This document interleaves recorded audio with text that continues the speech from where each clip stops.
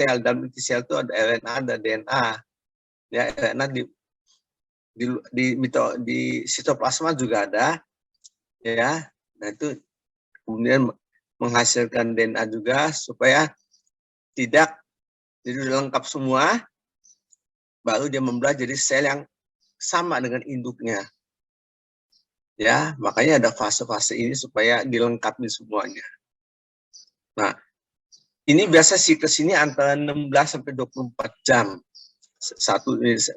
Tapi kalau kadang-kadang satu sel ini ini terlalu cepat. Ya. Biasanya mungkin 16 jam, ini cuma 4 jam udah jadi 2. Apa yang akan terjadi? Sel makin banyak.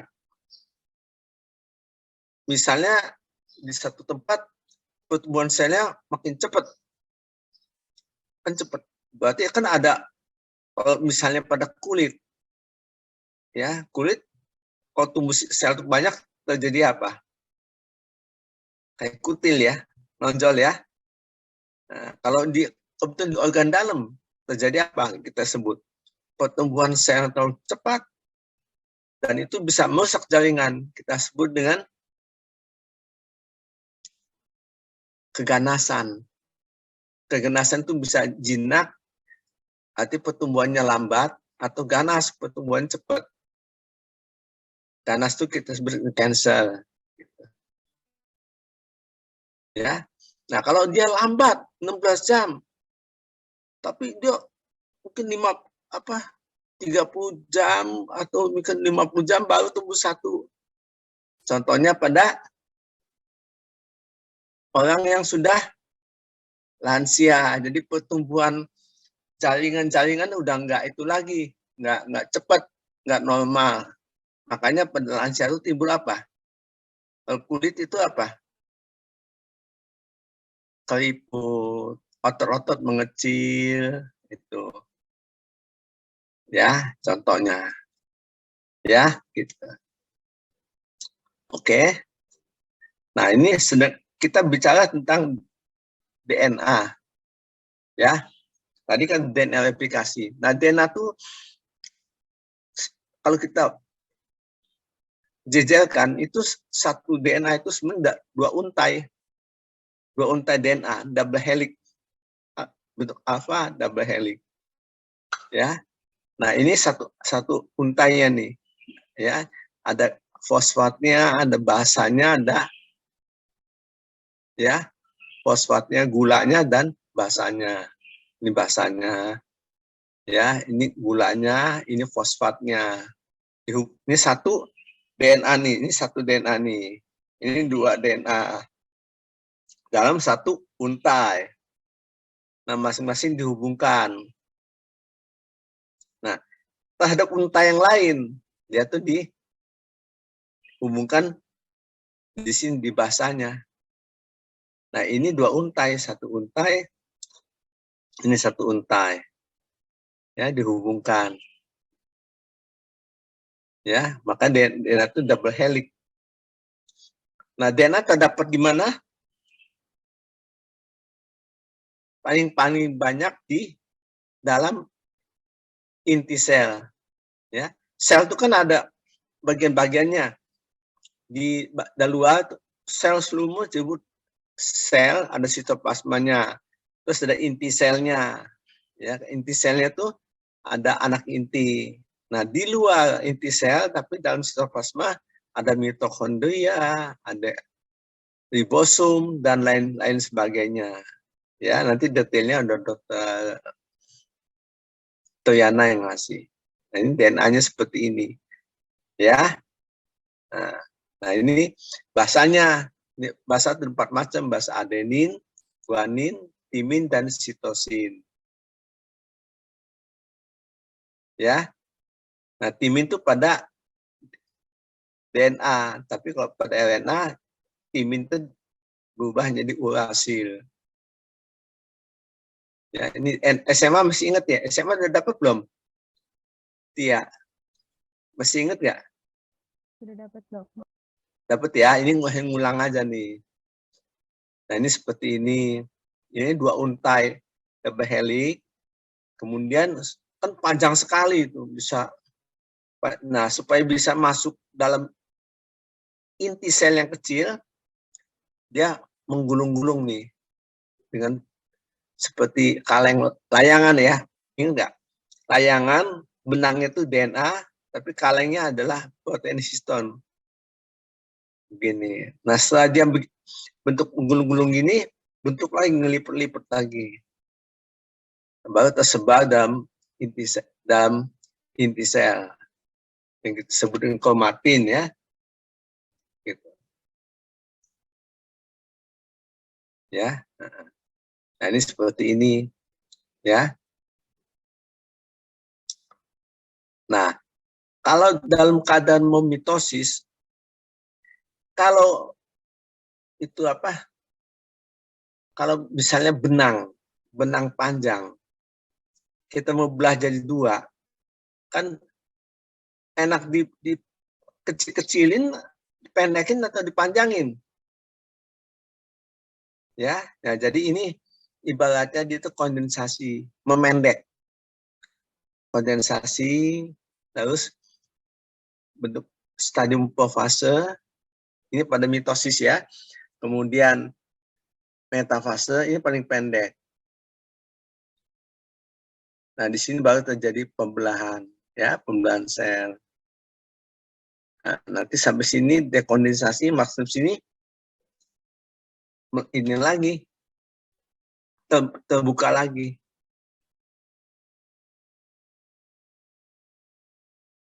Ya, nah ini sepintas kilas.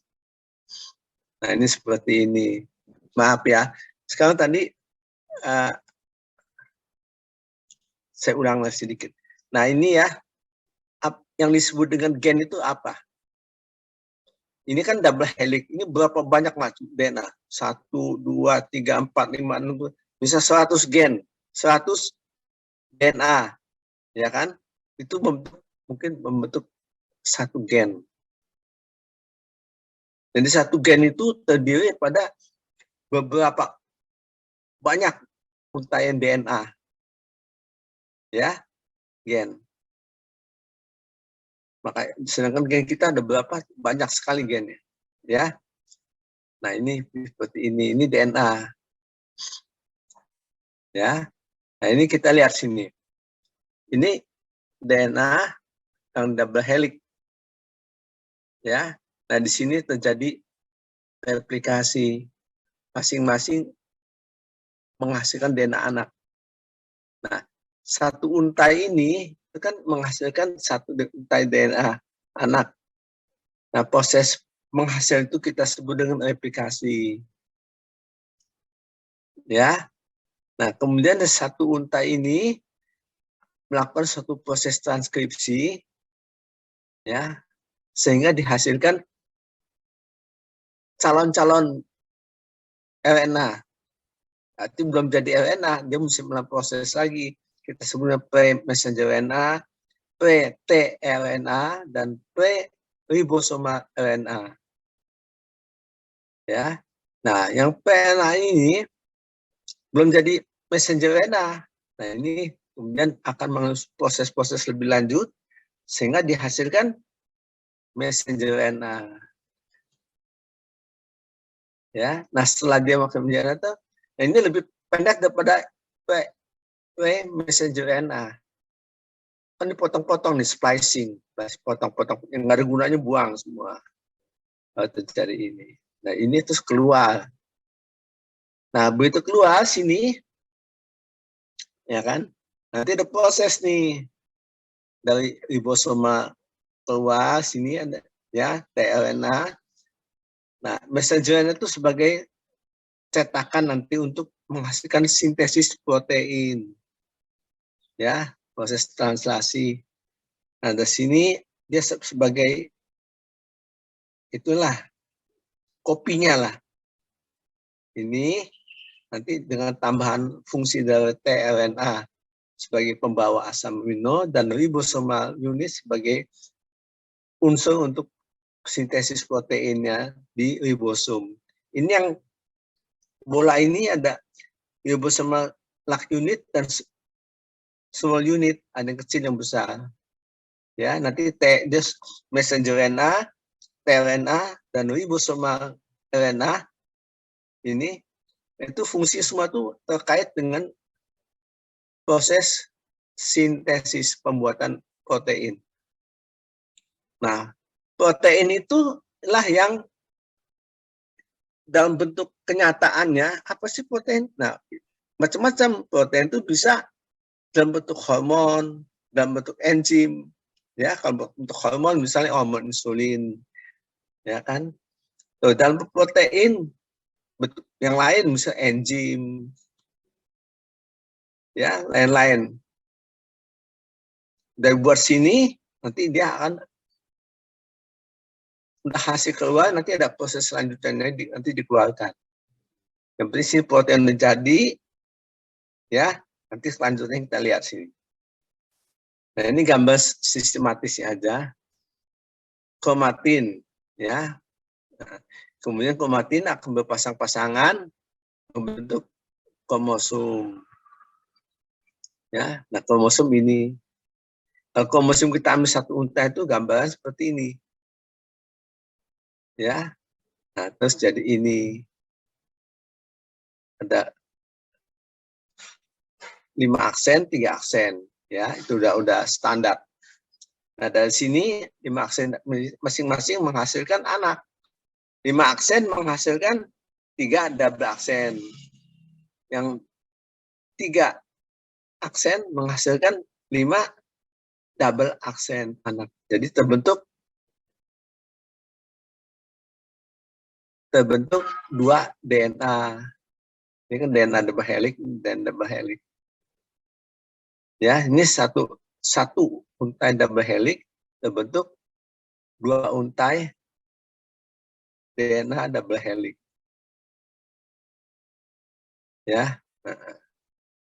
Nah, ini seperti ini atau DNA. Nah, setelah menghasilkan DNA anak, baru dihasilkan ini P messenger RNA, P ribosomal, dan T itu transfer RNA. Kalau ini messenger RNA, kalau L itu ribosomal RNA. Nanti keluar dia, ada intisnya keluar, masuk ke dalam sitoplasma, baru ketiganya bergabung melakukan proses namanya sintesis protein. Ya. Nah, ini ya prosesnya seperti ini, ya, sintesis protein, ya kan. Nah, nanti detailnya bagaimana sintesis protein gini, ya saya sih ada diktatnya ya, cuman nanti mungkin lebih afdol ya, lebih enak tuh di biomedik 1 lah, ya. Ini hanya gambaran aja bahwa replikasi DNA menghasilkan apa? Ya, transkripsi, post-transkripsi pada sel menghasilkan apa? Gitu. Secara umum aja saya mah, nggak mendetail. Ya, nanti saya diomelin ya. Ini double helix ya. Nah, jadi caranya prosesnya pintas sekali double helix.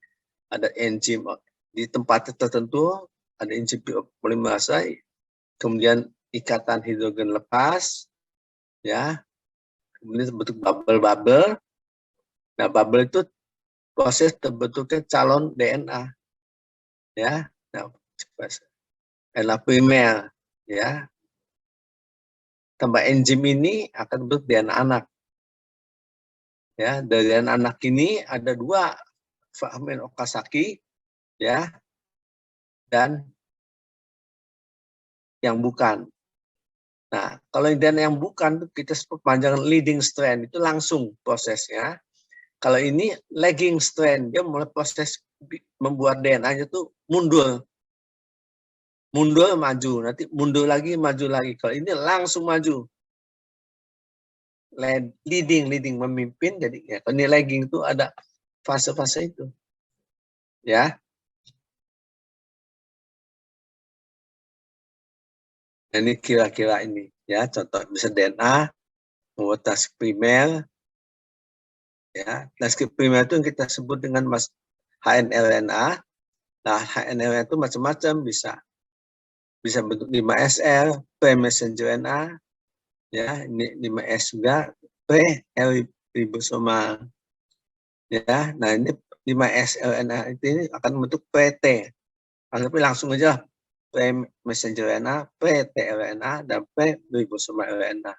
Kali ini yang kecil lagi nih, kecil. Akhirnya nanti masuk ke udah terbentuk matang, bukan pre lagi, masuk ke sitoplasma. Baru nanti proses kerja lebih lanjut. Ya. Nah, ini ininya kira-kira gambarannya. Nah, ini butuhkan enzim-enzim juga, enzim polimerase 1, polimerase 3, polimerase 2. Nah, prosesnya itu nanti bisa dilihat aja. Ya, nanti kalian boleh ngeprint juga, boleh dibesarin ya, kalau ini kecil. Ya, terus ini keluar dari sitoplasma, ini proses plasma, proses sintesis protein. Tapi proses sintesis itu bukan kita ini, proses sintesis protein itu ialah asam amino yang terbentuk itu dirangkai panjang. Nah, baru terjadi protein. Ingat, susunan protein itu apa? Protein adalah suatu rangkaian asam amino yang panjang sekali. Makanya kalau dalam metabolisme kita makan protein, sama tubuh oleh enzim kita diubah menjadi asam amino di lambung. Nah, kemudian asam amino itu diserap. Setelah diserap, kemudian dipakai. Nah, kalau ada sisa, mungkin dia dipakai untuk membuat protein kembali. Ya kan, buat protein misalnya apa? Kita misalnya putih telur, kita makan. Nanti mungkin asam amino itu digunakan untuk membuat apa? Mungkin membuat enzim yang lain, membuat insulin yang lain, hormon yang lain gitu. Ya, ini. Nah, ini tabel aja nih. Waktu itu saya buat seperti ini nah. Supaya memudahkan untuk belajarnya. Ya, bisa dibaca sini. Ya, nanti kalian mau ngeprint juga boleh, ya. Satu-satu dibesarin juga boleh. Punya printer kan rumah ya. Kalau belajar di sini kan susah, kecil hurufnya. Ya. Nah, ini sepintas juga tadi udah ini. Intron, exon. Transkrip terbentuk dari DNA ini terbentuk transkrip primer. Antara lain pre-messenger RNA. Kita ambil ini. Kemudian melalui proses splicing. Ya. Nah, ini yang nggak ada gunanya ini dibuang nih. Ya, tinggal messenger RNA. Toh, keluar proses translasi. Ya, kemudian dihasilkan polipeptida. Polipeptida itu asam amino yang disambung-sambung. Ya, sambung-sambung jadi satu, kita sebut polipeptida yang lengkap panjang yang kita sebut dengan protein. Ya. Ini membran sel. Ini ceritanya membran inti udah kita nggak sebut lagi dah. Ya. Karena di sini nih membran inti nih. Jadi messenger RNA. Nah, ini membran inti sel ini nih. Ini membran inti sel. Terjadi messenger RNA keluar dia, nuabos.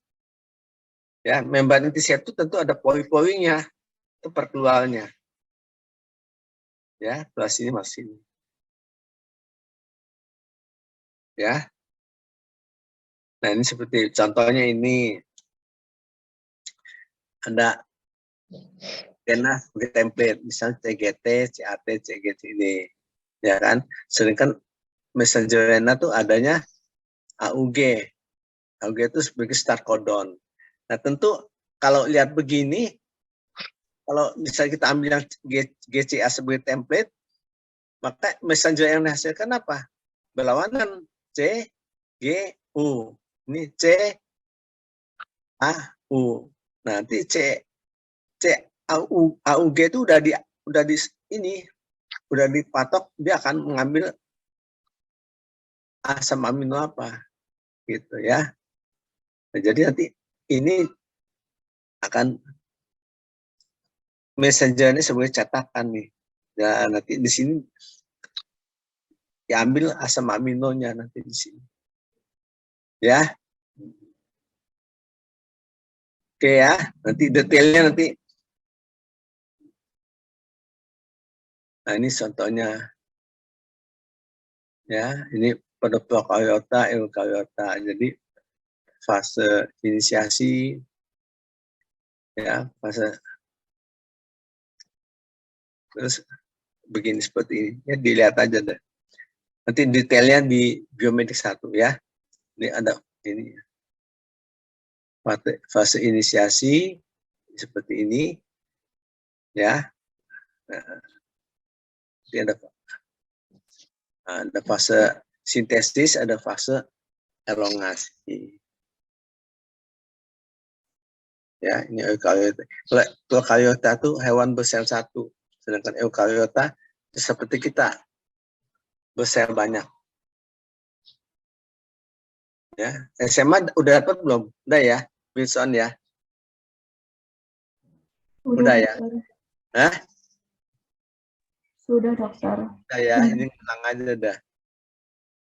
Nah, ini gini. Jadi misalnya udah dibuat di sini kan inti sel ya, sel. Udah dihasilkan misalnya di sini polipeptida nih. Nanti masuk ke sini. Golgi kompleks. Ibaratnya, kalau ibarat pohon pepaya itu, dia udah menghasilkan buah, ya kan? Di pohon, dipanen. Tapi panen tuh dia tuh ibaratnya belum ini, belum matang banget gitu, masih mengkel. Nah itu ibarat di apa? Ditunggu ya, di alam ya. Nah ini seperti ini, di alam Golgi kompleks, dimatangkan Trans-Golgi, ya kan? Nah setelah dimatangkan di sini, baru masuk ke mana? Masuk ke transport vesikel, digunakan untuk macam-macam. Ya, bisa enzim, bisa hormon, ya, bisa juga enzim lisosum yang untuk bakteri pembunuh kuman dalam tubuh kita. Dan ini dihasilkan, keluarkan dalam sel. Ya, nah dalam sini selain ada ini banyak, ada mitokondria juga ada. Ya, dalam sel sendiri, dalam sitoplasma sel bukan hanya ribosom aja, ada mitokondria, ada macam-macam lah. Ya. Habis ya, nah udah selesai dah, saya punya kuliah. Pengantar aja, saya enggak. Ya, nanti juga ada kan. Jadi perbedaan replikasi, transkripsi itu jelas sudah. Ya. Nanti besok kita ketemu bagian tentang pewarisan sifat, hukum Mendel, X-linked resesif dan lain-lainnya besok. Ya, sampai sini ada pertanyaan enggak?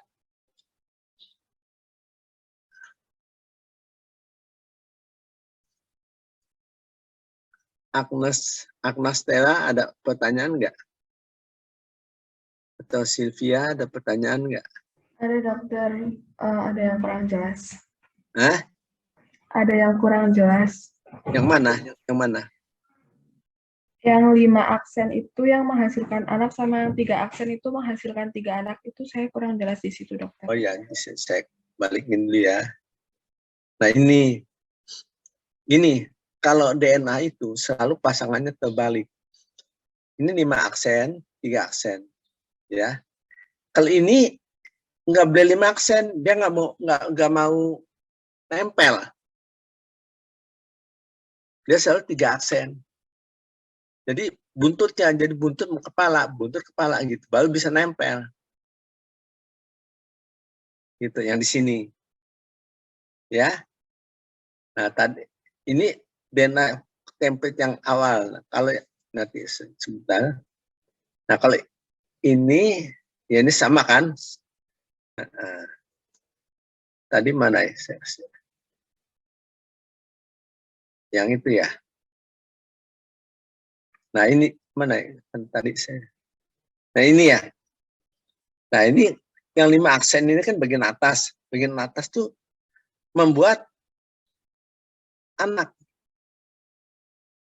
Nah, 5 aksen tuh induknya, ya kan? Ini anaknya jangan 3 aksen, nyamain ini. 3 double aksen. Jadi kepala buntut. Ini kepala, ini ekor, ini kepala. Begitu pasangan DNA selalu begitu. Supaya bisa klop nempel gitu.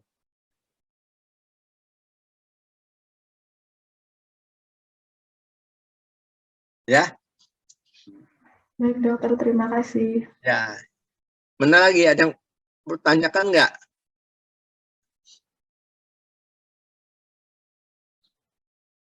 Yang lain? Dokter mau nanya. Ya. Perkenalkan, nama saya Kori. Mau nanya, tadi kan ada dibahas nih pasangan DNA-nya. Nah, apakah pasangan DNA itu selalu 5 dan 3 ya, dokter? Atau ada yang lain lagi gitu?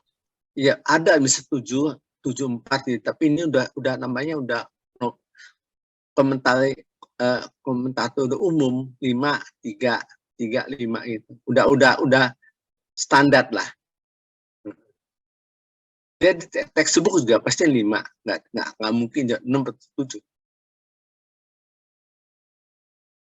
Berarti yang paling dikenal itu 5 dan 3 gitu ya, dokter? Iya. 5 kepala, 3 ekornya. Itu ada itunya, susunan apanya tuh, dia punya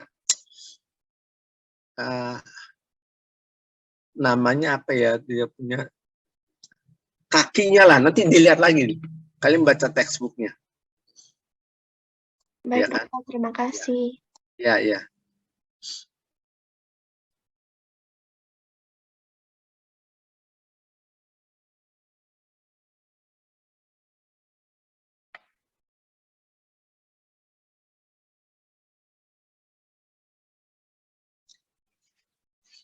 Masih ada? Dok, mau bertanya. Ayo silakan. Nama saya Michelle, saya mau bertanya dok. Tadi kan dokter bilang di pasca transkripsi itu ada yang namanya splicing. Iya. Di splicing ini kan terjadi pembuangan intron ya dok. Iya. Apakah semua sel itu ada pembuangan intronnya dok? Atau cuma sel tertentu aja? Yang dibuang itu nanti itu kalau nggak intron atau eson yang dibuang. Di diktat saya ada. Saya punya diktat, teman. Nanti kalau saya itu jadi nggak enak hati saya. Tapi kalau kakak kelas kalian pernah diktat saya. Yang dibuang itu